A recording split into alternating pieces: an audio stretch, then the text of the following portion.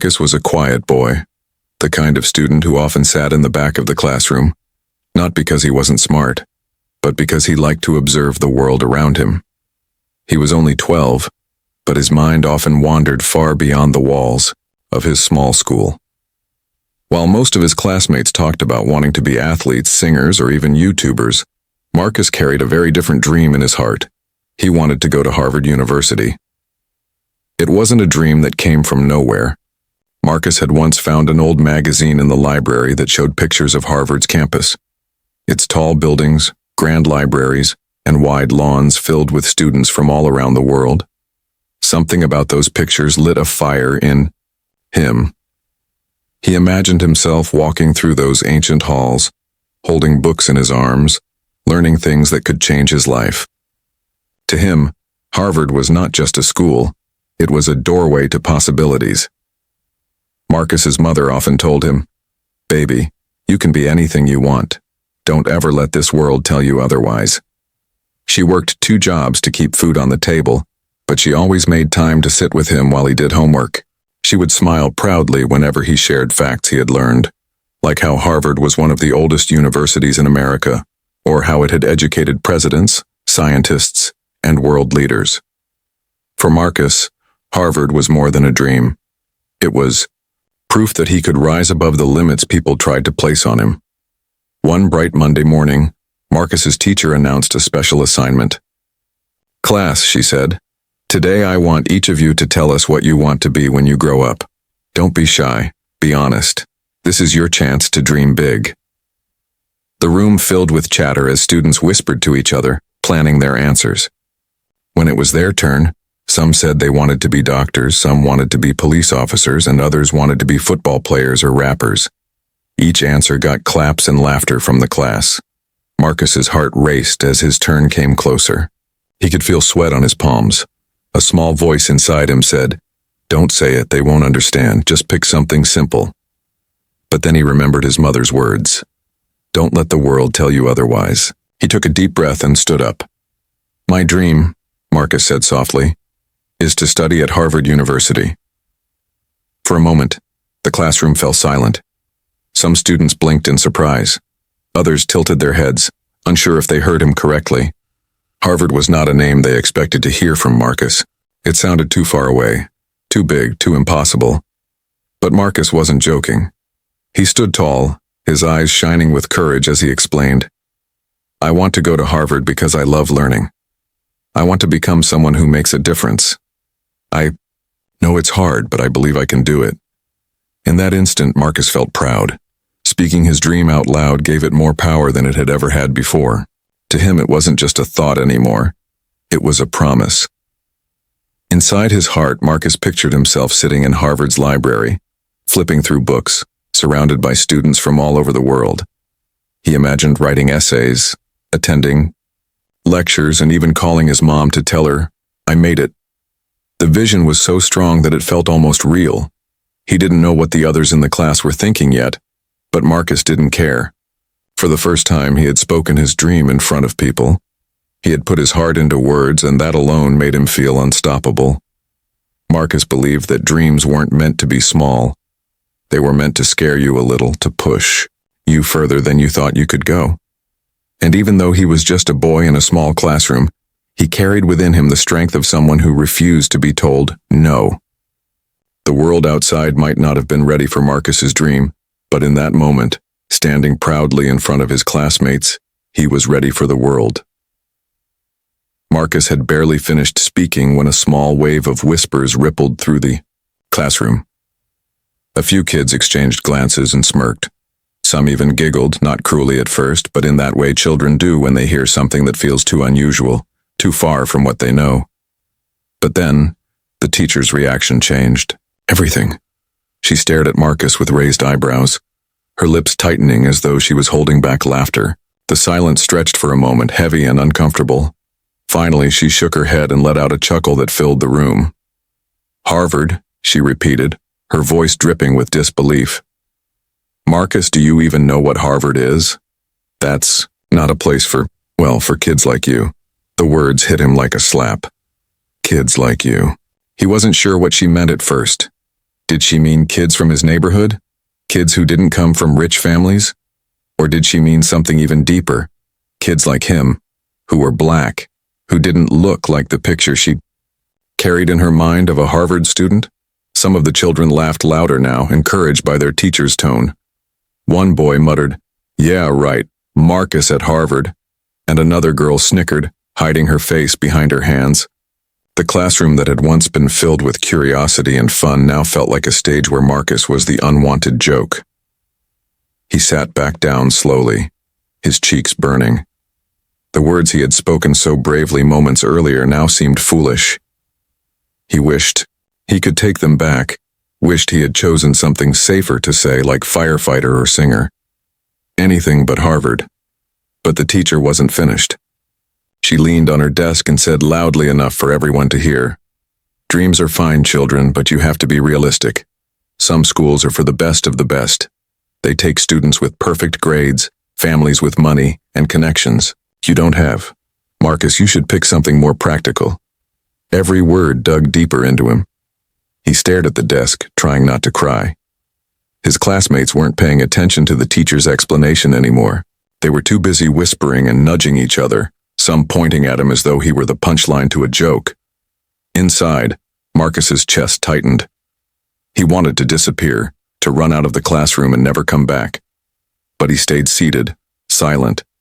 His hands balled into fists under the desk, his heart beat loudly in his ears, drowning out the teacher's voice. The bell rang a few minutes later, but the laughter didn't stop right away. As students packed their bags, a few teased him.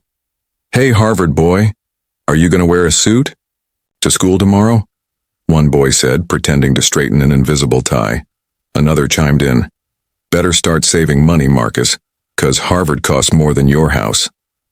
Marcus forced a weak smile, but inside, he was breaking. The dream that had felt so alive just moments ago now seemed like a fragile glass that had been shattered in front of everyone.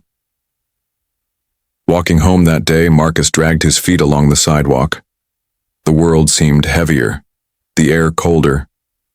He replayed the teacher's words again and again in his mind. "Kids like you, be realistic. Pick something more practical." What did it mean to be realistic? Was dreaming of Harvard really so impossible? His mother had always told him that education could take him anywhere, but now he wondered if she had only been trying to give him hope. Maybe the teacher was right. Maybe he was reaching too high. When Marcus got home, he tried to act normal. He threw his backpack on the couch and sat at the kitchen table where his mom was preparing dinner. She looked at him carefully, sensing something was wrong. "How was school, baby?" she asked gently. Marcus hesitated. He didn't want to tell her the truth because he knew it would hurt her, but he also couldn't keep it inside. His voice cracked as he whispered, "I told the class I want to go to Harvard." The teacher laughed at me. Everyone laughed. His mother froze for a moment, then slowly put down the spoon she was holding. She walked over, knelt beside him, and lifted his chin so he could look her in the eyes. "Marcus," she said firmly, "don't you ever let someone else tell you what you can or can't be. Do you hear me? Dreams scare small minds, baby. But your dream is not too big. It's just big enough." Her words were warm, but Marcus still felt the sting of the humiliation from earlier. He nodded silently, but deep inside, the laughter from his classmates echoed louder than his mother's encouragement. That night, as he lay in bed staring at the ceiling, Marcus thought about Harvard again. He could still see the red brick buildings, in his mind, the green lawns, the students carrying books. The dream hadn't disappeared, it was still there, shining faintly like a star, but now it was covered in clouds of doubt. He whispered into the darkness, "Can I really do it?" No one answered, but the question stayed with him. Little did Marcus know this moment of ridicule was only the beginning of a journey that would test his strength, his faith, and his determination. And though he felt small that night, the world was already preparing a twist that would change everything. Marcus woke up the next morning with a heavy feeling in his chest. Normally he liked school. He liked learning new words, solving math problems, and reading stories. But today, the thought of walking back into that classroom felt like stepping into a storm he wasn't ready for. The memory of yesterday's laughter still clung to him like a shadow. As he sat at the breakfast table, his cereal untouched, his mother noticed the silence. "You didn't sleep well, did you?" she asked. Marcus shrugged, staring into the bowl. He didn't want to admit that the teacher's words kept echoing in his mind. "Kids like you don't go to Harvard. Be realistic." He carried those words with him all the way to school. When he entered the classroom, he avoided everyone's eyes. He sat in his usual seat at the back, but instead of feeling safe there, he felt small, like someone who didn't belong. Throughout the morning, he could still hear whispers. Not everyone was talking about him, but when laughter broke out, Marcus always assumed it was about Harvard, about him daring to dream too high. Even if no one said it, the doubt was already planted in his mind. When the teacher asked the class to open their books, Marcus struggled to concentrate. His thoughts drifted. Maybe she's right. Maybe Harvard is only for rich kids. Maybe I should dream of something else, something smaller, something normal. But as much as he tried to push Harvard out of his mind, the vision of it stayed. The big libraries, the tall buildings, the students walking with confidence, it wouldn't leave him. It was like a light that refused to go out, even when covered by clouds of doubt. At recess, Marcus sat alone on a bench while the others played basketball. One of the boys from class walked past and smirked. "Hey, Harvard boy, maybe you should be practicing math instead of dreaming. You'll need it, if you even make it past middle school." He laughed and ran off before Marcus could reply. Marcus lowered his head. His hands trembled, not from anger but from shame. He wanted to shout back, to say that he was smart enough, strong enough, and determined enough. But the words got stuck in his throat. Deep inside, he wasn't sure he believed them anymore. That evening, when he got home, Marcus sat at the small desk in his room. He pulled out his notebooks and stared at the blank page. Normally, he loved writing. He even kept a little journal where he wrote about his dreams. But tonight, when he opened it, the page seemed to mock him. What was the point of writing about Harvard if the world had already decided he didn't belong there? He picked up his pencil and wrote 3 words. Maybe they're right. The sight of those words broke something in him. He dropped the pencil and buried his face in his arms. For the first time, the dream that had always felt so alive inside him seemed fragile, like it might slip away forever. Later, his mother knocked on the door and peeked inside. "Homework done?" she asked with a smile. Marcus hesitated. He wanted to lie and say yes, but instead he whispered, "Mom, what if my teacher is right? What if Harvard isn't for me?" His mother walked in, sat on the edge of his bed, and looked at him carefully. "Why do you think that?" she asked softly. Marcus's voice cracked. "Because I'm not rich. I'm not perfect." Everyone laughed. "Maybe they see something I don't. Maybe it's too much." His mother reached out and held his hand. "Marcus, listen to me. People will laugh because your dream is bigger than their imagination. But their laughter doesn't mean you're wrong. It only means they can't see what you see." He wanted to believe her, but the doubt was strong. He thought of all the kids in the magazines who went to Harvard. Their clothes, their perfect smiles, their families with big houses. He compared that to his small room, the peeling paint on the walls, the nights his mom came home exhausted from work. He wondered if Harvard even knew kids like him existed. That night, Marcus couldn't sleep. He lay awake, staring at the ceiling, torn between the dream that inspired him and the doubts that weighed him down. Every time he closed his eyes, he saw 2 versions of himself, one walking proudly across Harvard's campus, and another sitting in the same classroom, forever the boy who was laughed at for reaching too high. The battle inside him grew louder. On one side, the teacher's mocking voice, "Be realistic. Harvard isn't for kids like you." On the other, his mother's steady words, "Don't let anyone tell you what you can't be." Which voice was true? Which one should he believe? The next day at school, Marcus didn't speak much. He answered questions quietly when called on, but he didn't raise his hand. He didn't want attention anymore. Every time he thought about sharing his ideas, he remembered the laughter. Doubt had built a wall inside him and he couldn't climb over it, but even as he tried to silence the dream, it wouldn't leave. Deep down, he knew he still wanted Harvard more than anything. The doubt was strong, yes, but so was the fire inside him. He didn't know it yet, but this battle between doubt and determination would shape the rest of his journey. For now, though, Marcus sat quietly, his head down, trying to find the courage to believe again. And while he struggled in silence, the world outside was already moving in mysterious ways, preparing a test, a chance, and a surprise that would soon prove the teacher wrong and remind Marcus that his dream was never too big. The doubt stayed with Marcus for days. It was like carrying a heavy backpack that he could not take off. Every time he walked into class, he felt smaller. He stopped sharing his thoughts.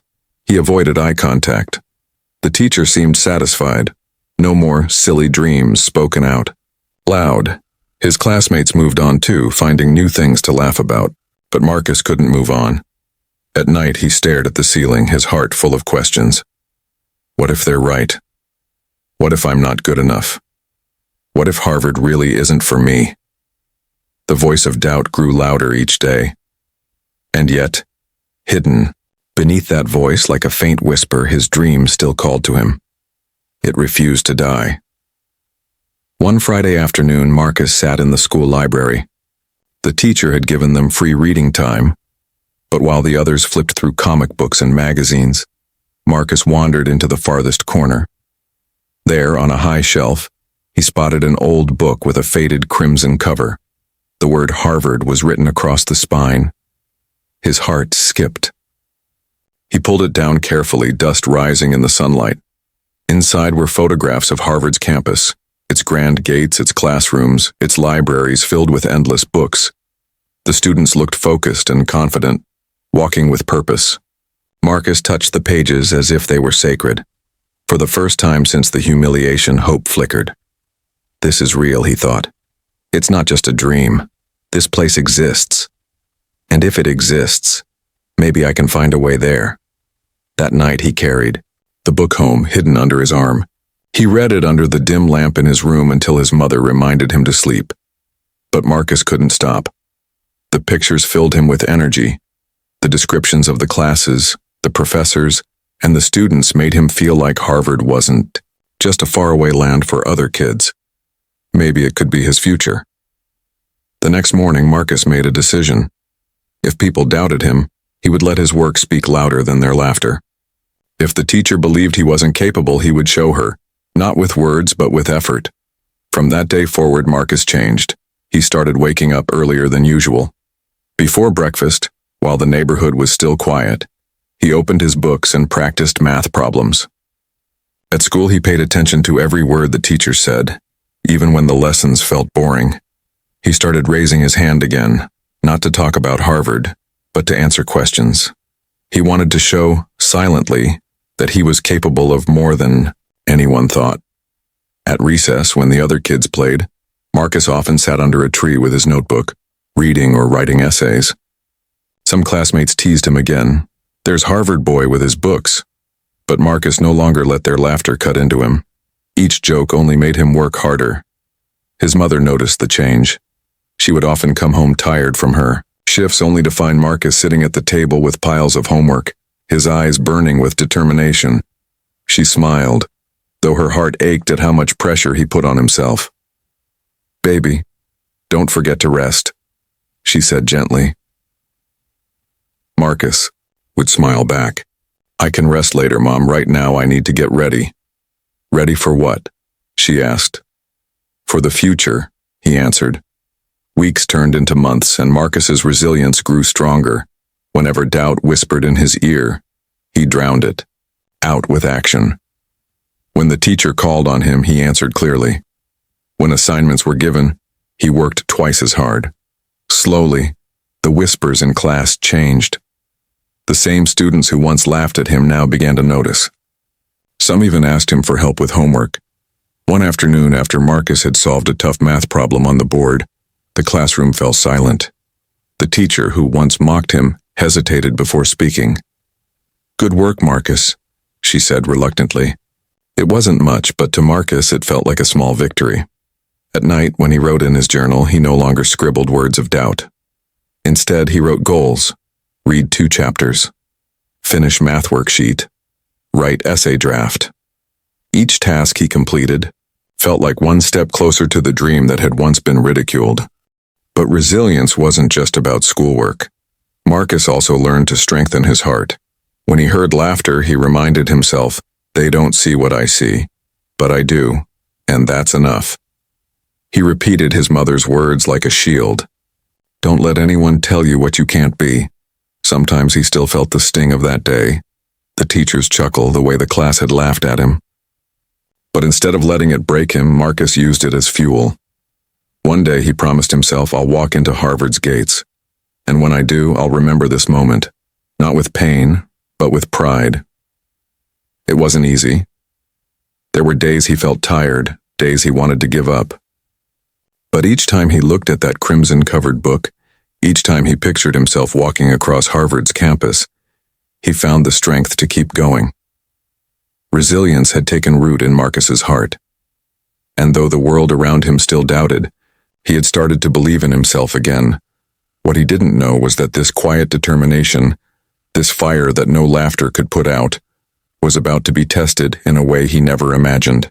The day would come when someone very important would step into his classroom, asking for him by name, and in that moment, all his resilience would finally shine. It was a Tuesday morning like any other. The classroom buzzed with the usual noise of students shuffling in, some chatting about the basketball game from last night, others yawning, half awake. Marcus sat in his usual seat, his notebook open, pencil in hand. By now, he had built a rhythm. Pay attention, take notes, block out the whispers. He had trained himself to tune out the teasing that sometimes still surfaced. His focus had become his shield. But on this day, something felt different. The principal, who rarely visited classrooms, appeared at the door. His presence alone was enough to make everyone sit straighter. He was followed by another man, a tall figure in a dark suit carrying a leather briefcase. The man had an air of importance, someone who wasn't just passing through. The teacher stopped mid-sentence, startled. "Principal Harris?" she asked, her voice nervous. "What brings you here?" The principal smiled politely, though his tone carried authority. "We have a special visitor today. He's here to see one of your students." The class erupted in whispers. A visitor? For a student? That had never happened before. Curiosity filled the air. Every pair of eyes darted around the room, wondering who it could possibly be. The man in the suit stepped forward. He was African American with silver streaks in his hair and kind but sharp eyes that seemed to notice everything at once. When he spoke, his voice was deep and confident, yet gentle. "Good morning, class," he said. "My name is Dr. Williams. I'm a dean at Harvard University." The room froze. Silence, thick and heavy, hung in the air. The name Harvard had not been spoken in that classroom since the day Marcus was mocked for saying it. And now, here it was again, spoken not as a joke but by a man who represented the very place Marcus had dreamed of. Marcus's heart raced. He gripped his pencil so tightly it nearly broke. His mind screamed, "Harvard, here, in my classroom." Dr. Williams continued, "I've been visiting schools across the state, meeting with young people who have shown remarkable promise.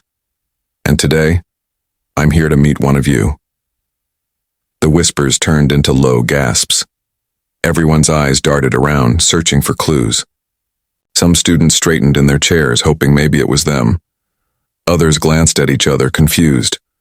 The teacher forced a smile, trying to appear in control. "Well, isn't that wonderful?" she said nervously.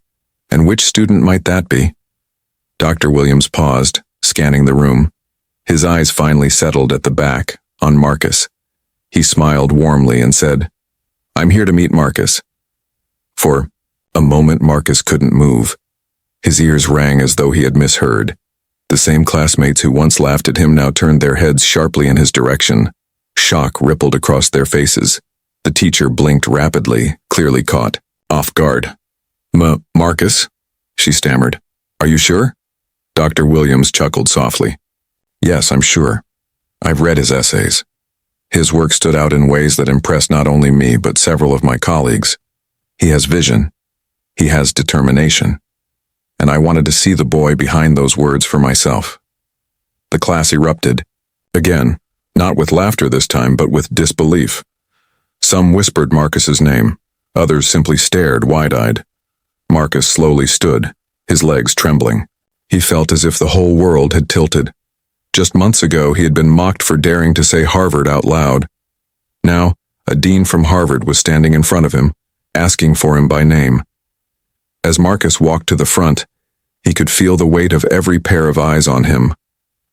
His classmates, who once teased him, now looked at him differently. Some with respect, others with envy, but none with laughter. The teacher forced another smile, though her face had turned pale. Well, she said weakly, this is quite unexpected. Dr. Williams looked at Marcus with pride. Young man, he said, your words show a strength beyond your years. You dream boldly, and that's something we admire at Harvard. Don't ever let anyone tell you that your dream is too big. Those words pierced Marcus's heart in the best way possible. It was as if the universe itself was answering the question he had asked so many nights. Can I really do it? He glanced back at his classmates, then at his teacher. The same people who once laughed were now silent. And for the first time, Marcus didn't feel small. He felt tall, proud, and seen. The moment stretched like eternity. He wanted to remember every detail, the way Dr. Williams smiled, the way the classroom fell silent, the way the teacher had no words. Because this was the moment his dream stopped being a secret hope and started becoming something real. The visit didn't last long. Dr. Williams shook Marcus's hand, spoke a few more encouraging words, and promised to stay in touch. Then he left with the principal, his briefcase clicking shut as he disappeared down the hallway. But the impact he left behind was bigger than anything Marcus could have imagined. When the door closed, the classroom buzzed again, but the energy had shifted. No one laughed. No one teased. Instead, there was awe. The boy who had once been ridiculed for his dream had just been recognized by the very institution he was told was impossible. And Marcus, he returned to his seat with a quiet smile. He didn't need to say anything. His silence spoke louder than words. I told you my dream was real. Little did he know, this was just the beginning. The unexpected visit had lit a fire that could never, again, be put out. His resilience had brought him to this moment, and now the world was beginning to see what he always believed deep inside, that he was destined for something greater. The classroom door closed behind Dr. Williams, but the silence he left behind was louder than anything that had happened before. For a long moment, no one moved. The students stared at Marcus as if they had never really seen him before. The boy they once called Harvard Boy, in a mocking tone, was suddenly the boy chosen by Harvard itself. Marcus sat quietly at his desk, trying to calm his racing heart. His hands were still trembling from the handshake, his skin still tingling from the words spoken by the dean. He could hardly believe it himself. He wanted to replay every second of what had just happened so he wouldn't forget a single detail. Then, slowly, the whispers began. Did he really say Marcus? One student asked. Yes. He said his name. Another replied, her eyes wide. But how? Marcus? Someone else muttered.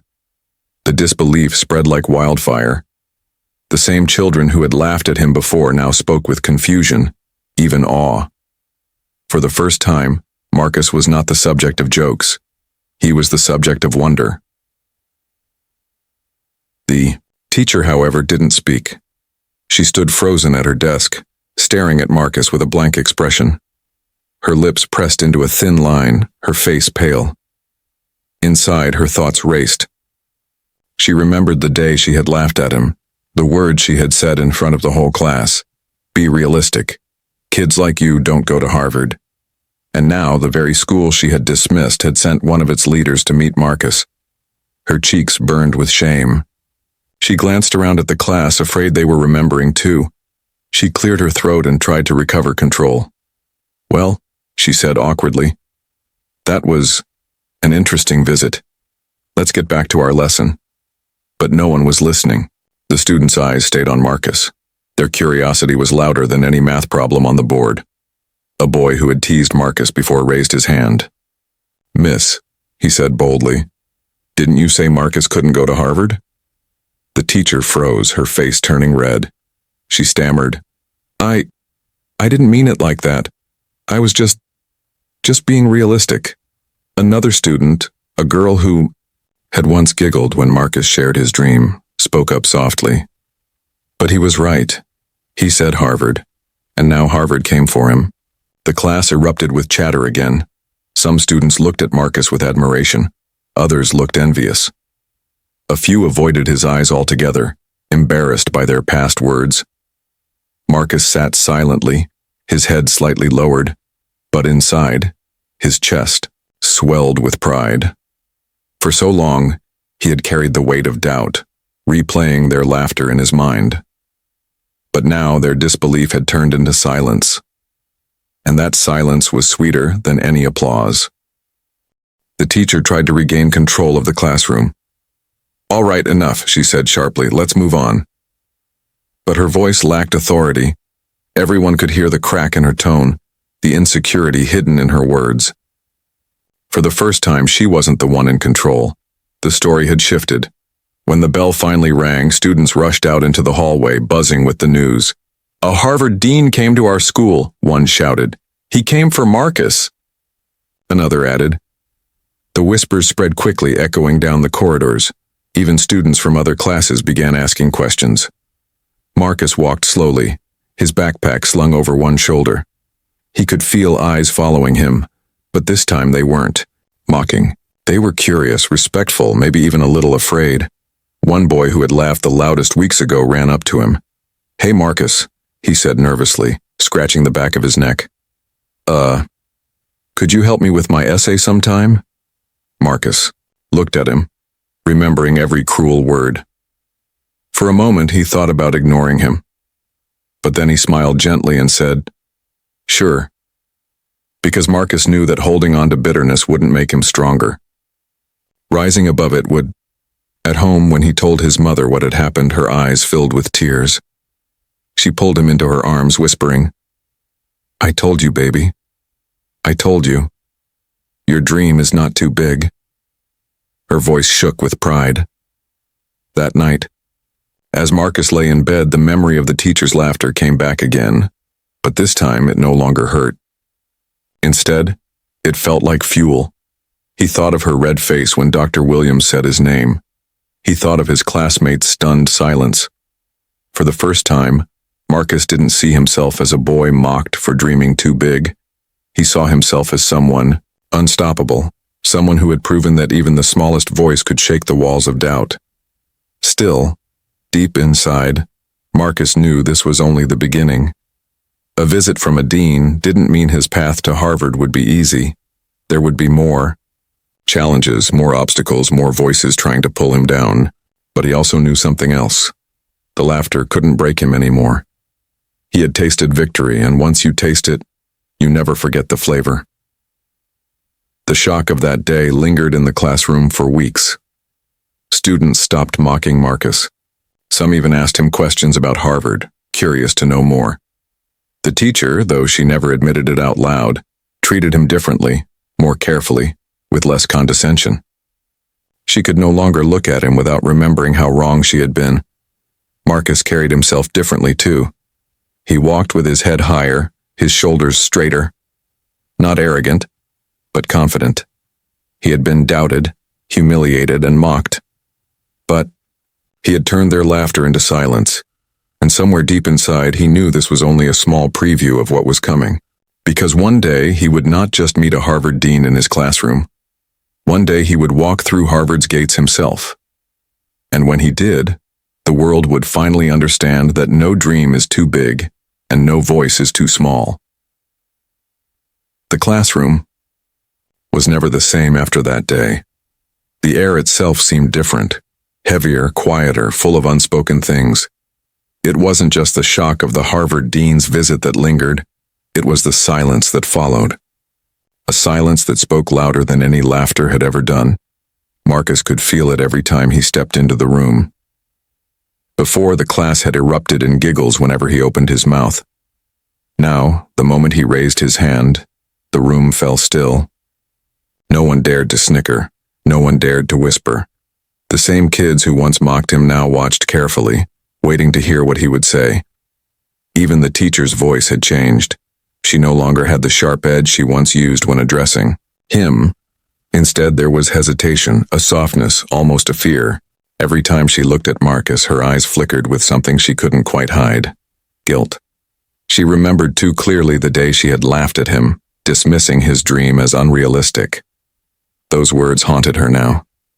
Because when Dr. Williams had spoken Marcus's name with such pride, she had felt the sting of her own cruelty exposed in front of her entire class. She had wanted to sink into the floor, to undo her words, to take back the chuckle that had humiliated a boy with so much courage. But it was too late. Marcus noticed it too. The silence wasn't just respect. It was also a kind of reckoning. His classmates didn't know how to treat him anymore. Should they apologize? Should they pretend nothing had happened? Some avoided his gaze entirely, ashamed of their own laughter. Others acted overly friendly, as though trying to erase the past with quick smiles and sudden politeness. But Marcus didn't need their apologies. He had already forgiven them in his heart, not for their sake, but for his own. He didn't want their mockery to have power over him anymore. What mattered now was that his dream had been validated, not by their opinions, but by Harvard itself. Still, the silence was heavy. One afternoon, the teacher gave the class a writing assignment. Write about someone who inspires you. Papers shuffled, pencils scratched against paper, and the usual noise of work filled the air. But when Marcus began writing, he could feel eyes on him. Curious eyes. Respectful eyes. When it came time to share, the students read about athletes, musicians, and family members. Then Marcus stood up and with a steady voice read about his mother, the woman who told him never to let the world decide his worth, the woman who worked 2 jobs and still believed in his dream. His words were strong, honest, and full of love. The classroom was silent when he finished. Not one laugh, not one whisper, only silence. Then, slowly, a few hands clapped. Soon, the entire class was applauding. The teacher smiled weakly, her face flushed as though she knew the applause wasn't just for the essay. It was for the boy who had once been laughed at, and who now stood untouchable. The silence also changed the way Marcus carried himself. Before, he kept his head down, afraid to draw attention. Now he held his chin higher, not in arrogance but in quiet confidence. He no longer feared the room. He had conquered it. But the silence weighed heavily on the teacher. Every day she felt it pressing on her, reminding her of her mistake. She tried to make up for it in small ways, calling on Marcus more often, praising his work more quickly, avoiding sharp comments. But her attempts felt hollow, because she knew deep down that she could never erase what she had done. At night, she thought about it. She thought about the way his face had fallen when she laughed at him, the way the class had joined in. She thought about the moment Dr. Williams had spoken his name, and how small she had felt. She thought about the boy she had tried to shrink, and how he had grown taller than all her doubts. For Marcus, the silence was not just the absence of laughter, it was a victory. Every quiet glance, every unspoken word was proof that the story had changed. No longer the joke. He was now the example. No longer the one mocked. He was the one watched. The silence became his shield. It reminded him that words could hurt, yes, but they could also be defeated. It reminded him that resilience could turn ridicule into respect. It reminded him that even the loudest voices of doubt could be silenced by truth. One morning, weeks after the visit, Marcus walked into class and overheard 2 students whispering. "Do you think he'll really get into Harvard?" one asked. "I don't know," the other replied softly. "But after that day, I believe he might." Marcus smiled to himself. He didn't need their belief, but hearing it felt good. The silence was slowly turning into something else. Not mockery, not disbelief, but hope. And though the teacher never apologized out loud, Marcus saw it in her eyes every time she looked at him. The regret, the shame, the silent admission that she had been wrong.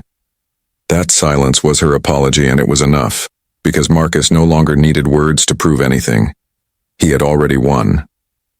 But deep inside, he knew this silence was only a pause before the next chapter. The real test was still ahead. One day he would step beyond this classroom, beyond the whispers and the silence, and into the world that once seemed too far away. The gates of Harvard were still waiting, and when he reached them, there would be no silence, only triumph.